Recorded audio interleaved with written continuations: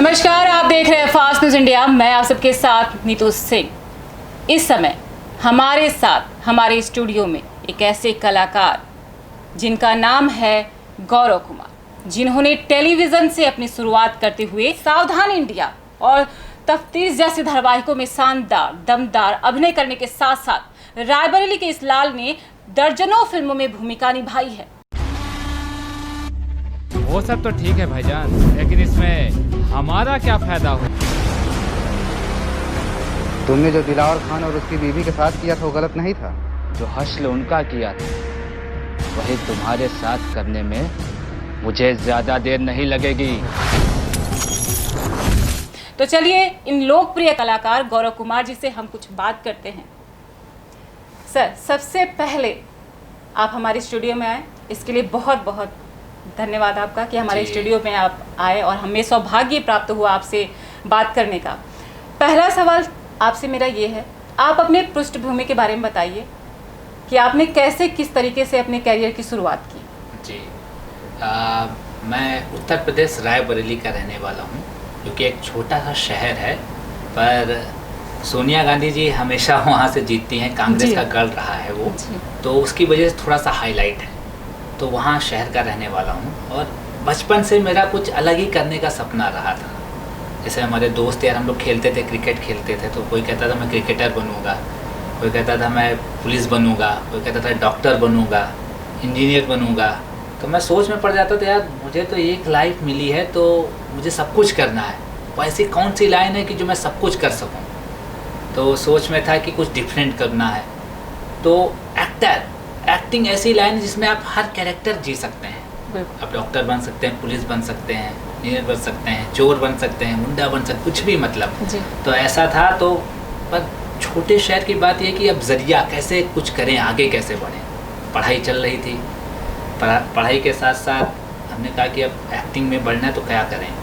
तो इप्टा है जो कि संस्था है और हर शहर में रहता है, थिएटर संस्था है।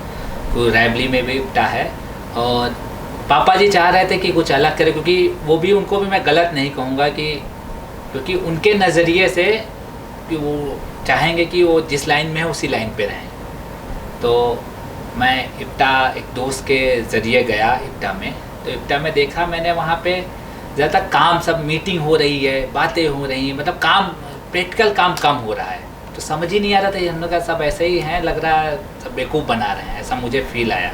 पर ऐसा कुछ भी नहीं था। उन्होंने जाकर कहा कि जाके चाय ले आओ जाके। अब चाय घर पे कभी काम किया ना हो, तो चाय लेके आया तो बड़ा अजीब सा फील हुआ। तो पर धीरे धीरे आदत पे आया तो पता चला कि थिएटर एक ऐसी फील्ड जिसमें सारे लोग बाहर के कहीं से कहीं के आते हैं। जैसे कोई अमीर भी आता है, गरीब भी आता है, मिडिल क्लास का भी आता है। तो सबको एक लेवल लाने पे वो थोड़ा सा काम कराते हैं, वो प्रोसेस रहता है उनका। तो वहाँ से मैं धीरे धीरे मिला, जुड़ा उनसे। और फिर मेरा प्ले हुआ था नागमंडल, जो कि गिरीश कर्नाड जी का है। 7 मार्च 2009 में मैंने शुरुआत की थिएटर से, प्ले का पहला प्ले था। और यकीन मानिए, जब उसके शो के बाद अगले दिन फ़ोटो निकली हिंदुस्तान न्यूज़ में एकदम फ्रंट में, तो वो अलग ही खुशी होती है।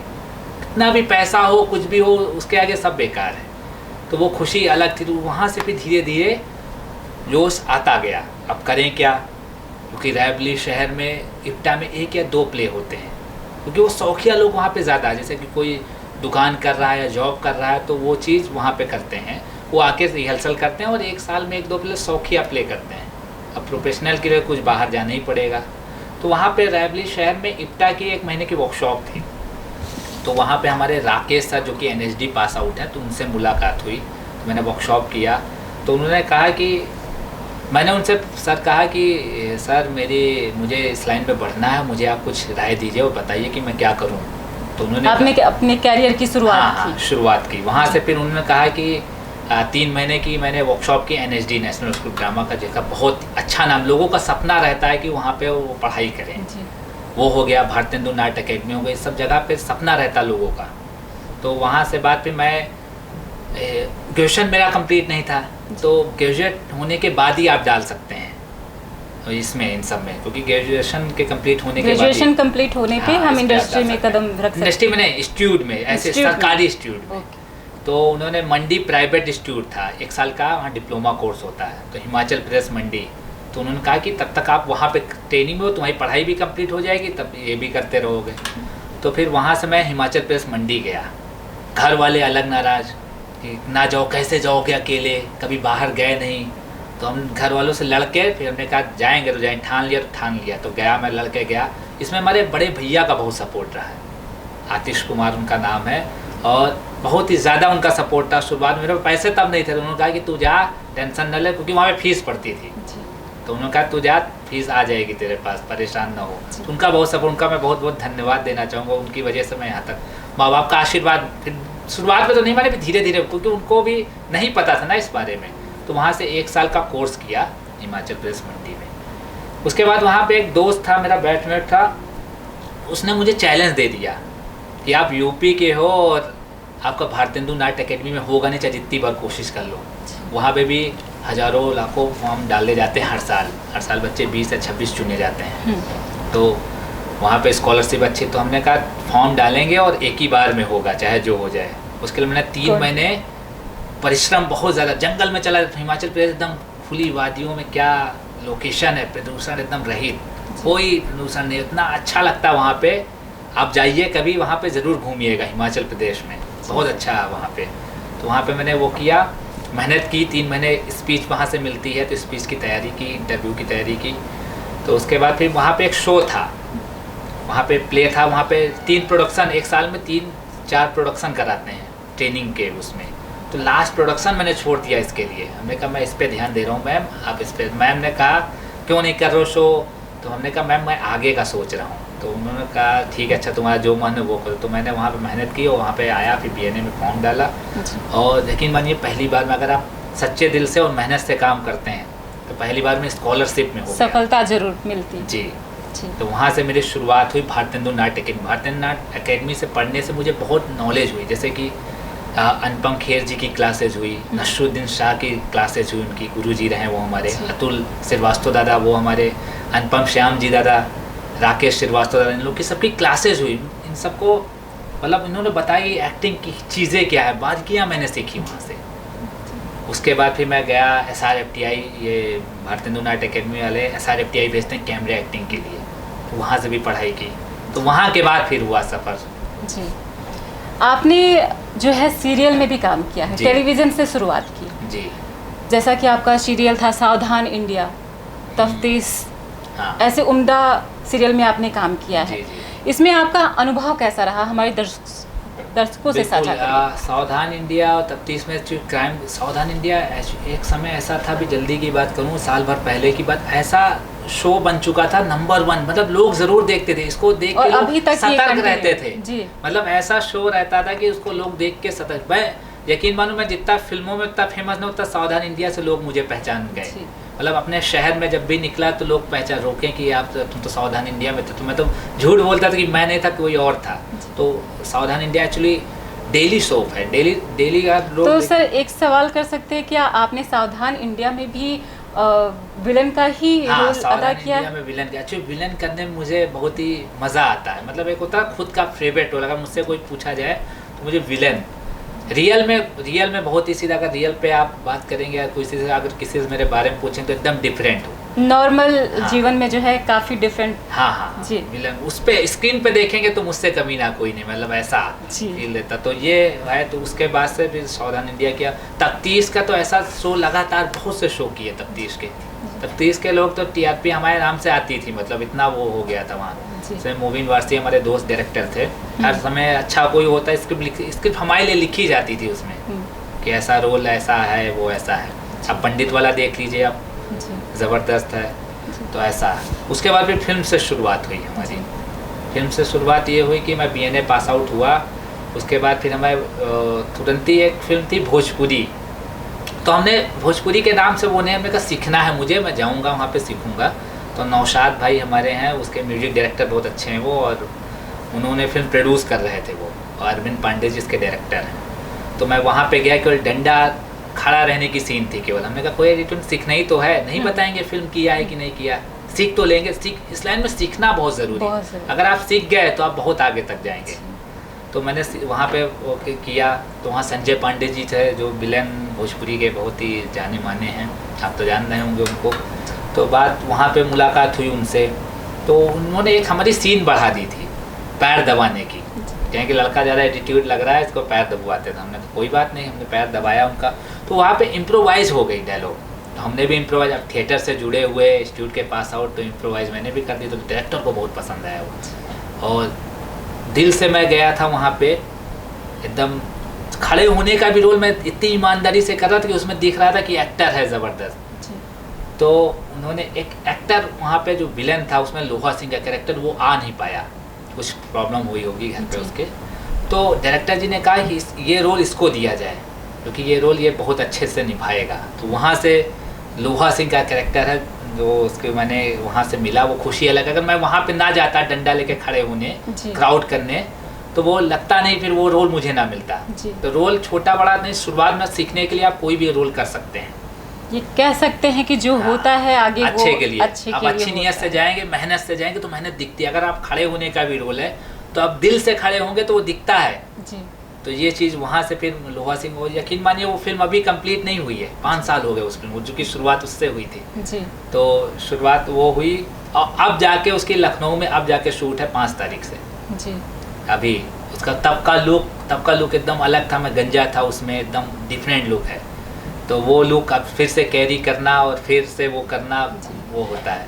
टेलीविज़न के बाद जो स्टार्ट किया आपने, बॉलीवुड में कदम बढ़ाया आपने, टेलीविज़न से सीधे बॉलीवुड, जी ठीक है। तो जो आपकी आने वाली फिल्म है नशेबाज, उसके बारे में आप क्या कहना चाहेंगे? जी, नशेबाज एक्चुअली अच्छे बजट की मूवी है, और हमारे दोस्त ही डायरेक्ट कर रहे हैं, राहुल भाई, उनका इंडस्ट्री में नाम दूसरा चलता है, कैवियल बस कर। तो उन्होंने उसके लिए बहुत मेहनत की। उसके जो गाने लिखे, आप गाने सुनेंगे तो आपके रोंगटे खड़े हो जाएंगे। उसमें एक सीधा साधा लड़का एक रहता है कि अमीर घर का लड़का, वो कैसे नशे की लत में हो जाता है, वो दिखाया गया उसमें। पूरा नशे में पूरी ज़िंदगी बर्बाद कर देता है। उसमें जो स्पीचेस हैं वो आप रोंगटे खड़े हो जाते हैं उसके। देखिए अभी भी मेरे वो स्क्रिप्ट का नाम सुनते ही रोंगटे वो हो गए। तो नशेबाज में यह है नशा मुक्ति केंद्र के ऊपर दिखाया गया, जिसमें गोविंद रामदेव जी हैं, संजय मिश्रा जी हैं, और मनोज बख्शी जी हैं, हम हैं। तो अच्छी कास्ट हैं, और हीरोइन भी बहुत अच्छी तारा लिशा जी हैं, और राहुल भाई खुद उसमें रोल कर रहे हैं उसमें। और बहुत अच्छा कॉन्सेप्ट है। कोई कॉन्सेप्ट अभी पूरा तो बता नहीं सकता, कि पूरा बताऊंगा तो रिलीज़ के समय बताऊंगा। रिलीज़ के समय फिर आऊँगा, फिर से इंटरव्यू दूंगा, उस पर मैं बताऊंगा कि क्या है कॉन्सेप्ट। और नशा मुक्ति केंद्र अभी कुछ साल पहले अपने यूपी में पूरे सारे नशा मुक्ति केंद्र बंद कर दिए गए, तो उसके ऊपर रियलिस्टिक पे पूरा दिखाया गया है। तो नशेबाज फिल्म में जब आप काम कर रहे थे जी, तो निर्माता और निर्देशक के साथ वहाँ पे कुछ आपके साथ कुछ बातें होंगी जो आपने उनसे साझा की होंगी, कुछ ऐसी बातें, दिलचस्प बातें जो हुई होंगी, वो आप हमारे दर्शकों को बताइए। जी, नशेबाज का रोल एक्चुअली नशा इतना करता है वो कि नशे में रियलिस्टिक कैसे दिखे, क्योंकि कोई एक्टर होता है कि नशा नहीं करता तब भी दिखना। तो फील, आप एक्टिंग होती है हमेशा फील से। अगर आप फील करना सीख गए तो आप कोई भी एक्ट कर सकते हैं। ज़रूरी नहीं कि आप नशेबाज बने तो आपको नशा करना ही ज़रूरी, कि ड्रग्स ले रहे हैं आप, तो ड्रग्स मतलब कोई को चाकू मारना है, गोली मारनी, तो रियल में मार दिया, तो वो चीज़ नहीं। आप उसको फील कर, जैसे पुराने ज़माने में हमारे कॉमेडी वो थे जॉनी लीवर जी, जो पीते थे शराब, कभी पीने उन्होंने क्या नशे से एक्टिंग किया, शराबी की एक्टिंग क्या करते थे। तो वैसा है, तो ऐसा है कि आप मेहनत करेंगे, फील करेंगे। एक्टिंग हमेशा फील से होती है, तो फील है। तो इस फिल्म के अलावा, नशेबाज फिल्म के अलावा आपकी और भी आने वाली फिल्में कौन कौन सी हैं, इसके बारे में आप जैसे कि अभी हमारे आने वाली झुमकी, जो कि अभी रिसेंटली रेप के केस चल रहे हैं, उस पर रेप के ऊपर, फुल रेप के ऊपर फिल्म है। उसमें दिखाया गया लड़की के ऊपर अत्याचार किया, तो लड़की ने क्या किया जी।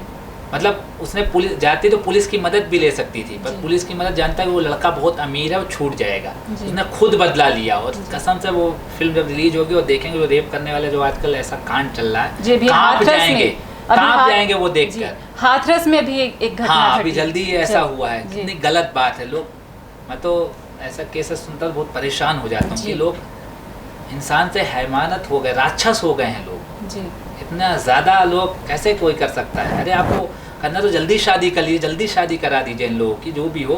अरे गलत चीज़ है, बहुत अजीब लगता है। मतलब ऐसे लोग को फांसी तो तुरंत ही, फांसी का नियम तो मैं अगर सरकार को गुजारिश रहेगी कि इसको रेप करने वाले के नियम कुछ चेंज करें जी कुछ उनको ऐसा सबके सामने पब्लिक के सामने ऐसा जलाएं ऐसा मारे उनको तड़पा के मारे तो लोग आगे चलकर लोग रेप करने के नाम से डरें एक बार डर- सोचें हाँ जी। कि करें क्या कि क्यों रेप किया मैंने जी तो उसकी दहशत होनी चाहिए सब समझते हैं कि आराम से छूट जाएंगे फांसी होगी या फांसी कब होगी केस लड़ेंगे तो ऐसा है थोड़ा सा सरकार अगर चेंज कर दे पब्लिक पे दे दे पर पब्लिक पे वो भी नहीं दे सकती नहीं तो पब्लिक फिर इसका गलत फायदा भी उठा सकती है कि कोई गलत कुछ ना किया हो तो उसमें भी फंस सकता है मैटर जी तो ऐसा भी है पर यह है कि कुछ नियम चेंज करें जी। कुछ ऐसा इनको भी हार्ट कुछ ऐसा दें कि तड़पा के कुछ ऐसा करें ऐसा कर कि लोग कांपें ऐसा काम करने से एक बार डर जाए ये हाँ। घटना को अंजाम देने से पहले। हाँ और उसमें मैं डायरेक्टर जी को बहुत ही शुक्रिया कहूँगा मनोज भेद जी हैं मनोज पांडे जी हमारे डायरेक्टर जी उन्होंने एक एक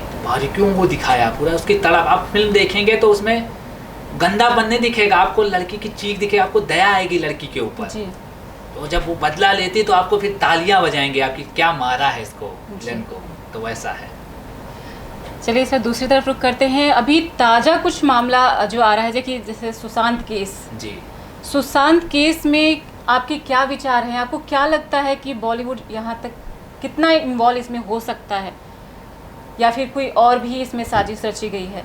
क्या आपके विचार हैं? आप मेरे दर्शकों से साझा करें। बिल्कुल बिल्कुल बात यह है कि सुशांत सिंह केस का बात यह है कि वो भी एक मिडिल क्लास फैमिली से ही थे बिहार के रहने वाले और बहुत ही स्ट्रगल करके उनका सीरियल आता था जी। पवित्र रिश्ता पवित्र रिश्ता। उससे ही वो उसके बाद से वो उठे उनकी कैब जो फिल्म आई थी उससे और ज़्यादा उठे जी।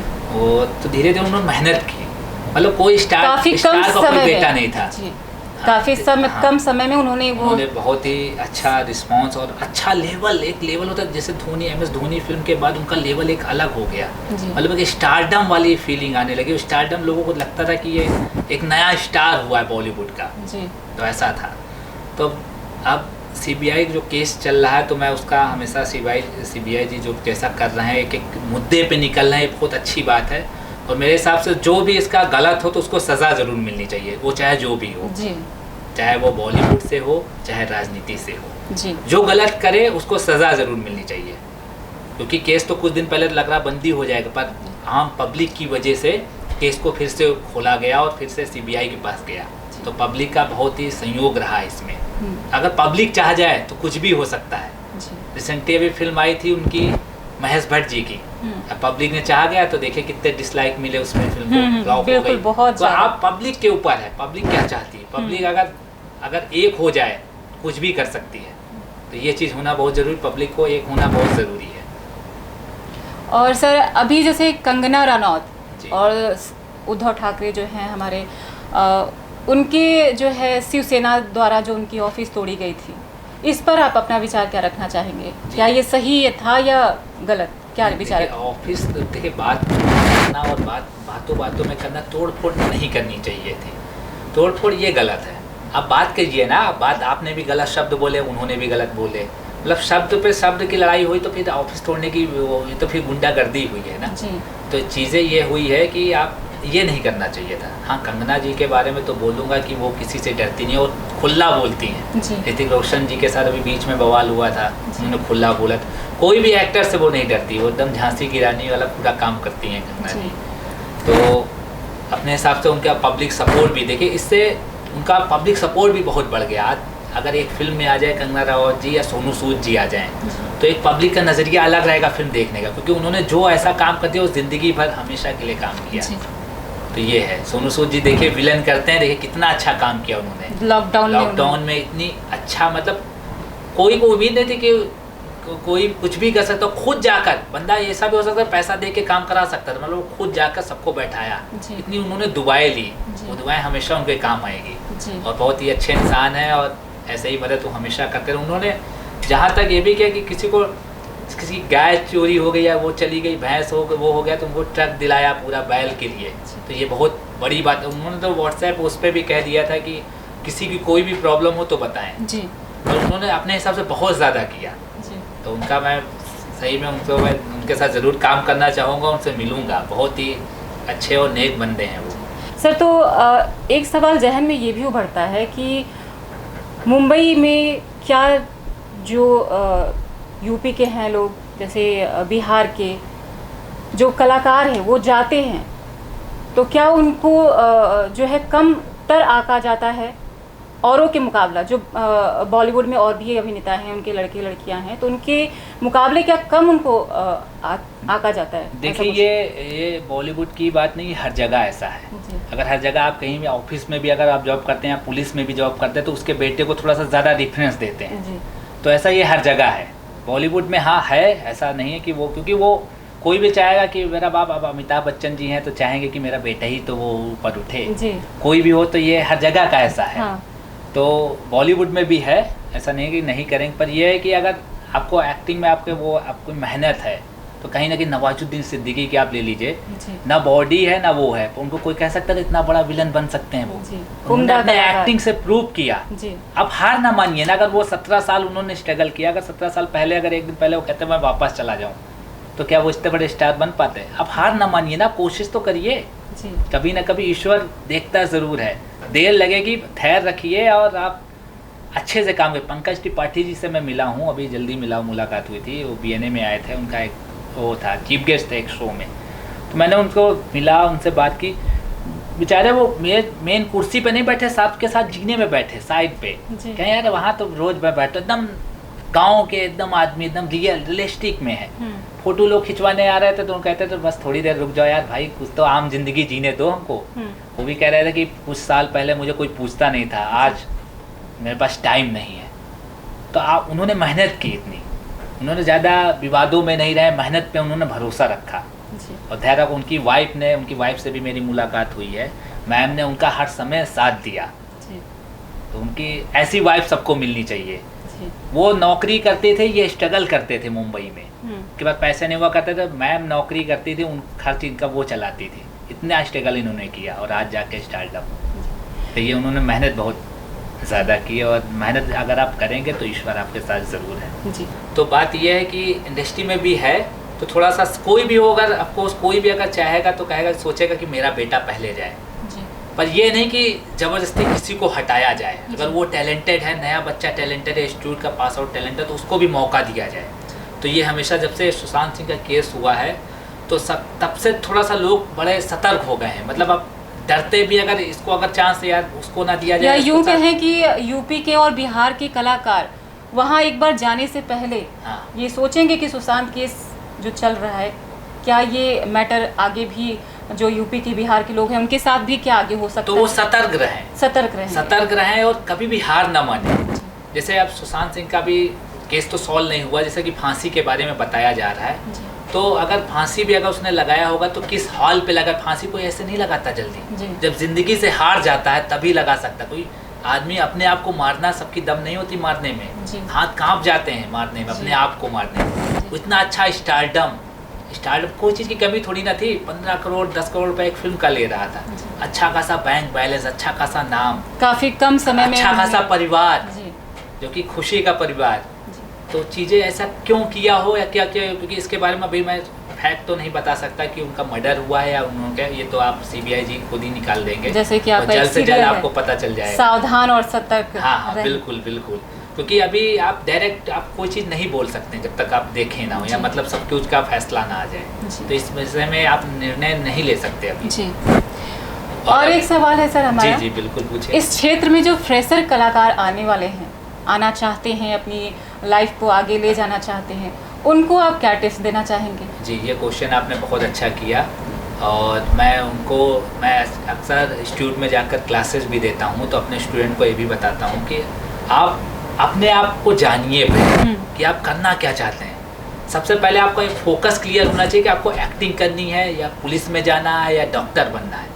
तो अगर एक्टर बनना है तो एक्टर ही बनना है, फिर ये नहीं कि कुछ भी कर लिया, फिर ये भी कर लेते हैं, उसके साथ ये भी कर लेते हैं, वो भी 10 नावों में चल रहे रहते हैं। एक्टर भी कर लेते हैं, फिर डायरेक्टर भी बन जाते हैं, फिर वो भी बन जाते हैं, कैमरामैन भी बन जाते हैं। तो ये चीज़ ना करिए, एक चीज़ रहिए और कायदे से रहिए। मतलब कायदे से रहे, उसको ठान लीजिए कि अब ज़िंदगी मौत इसी पे है, चाहे जो हो जाए।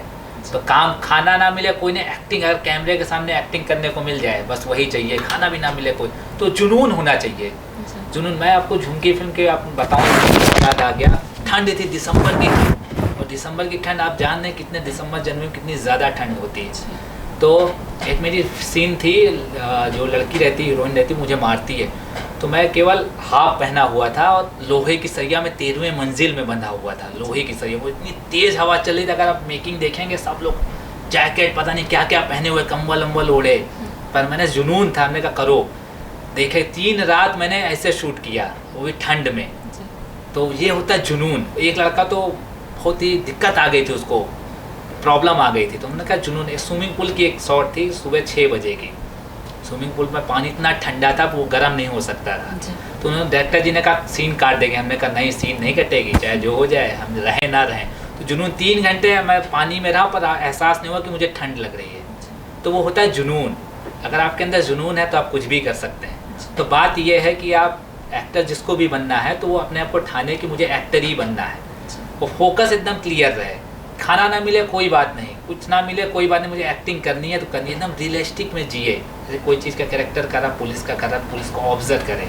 ऑब्जर्वेशन बहुत ज़रूरी है। आप स्टेशन में जाइए, सबसे ज़्यादा ऑब्जर्वेशन वहाँ पे अच्छा है।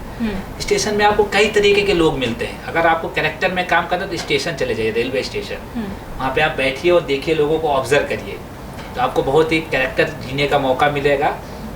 और किसी दूसरे के बहकावे में ना आइए। जैसे बहकावा ये कि अरे यार तू तो बहुत स्मार्ट लग रहा, क्या बॉडी बनी, 6 पैक्स है, चला जावे हीरो बन जाए, मतलब एक्टिंग कर जाके। पर एक्टिंग कैमरे के सामने मैं यकीन बताऊँ अच्छे पसीने छूट जाते हैं। अगर आपको एक्टिंग के बारे में नहीं पता तो बात यह है कि आप अपने आप को जानिए, किसी दूसरे के बहकावे में ना आइए।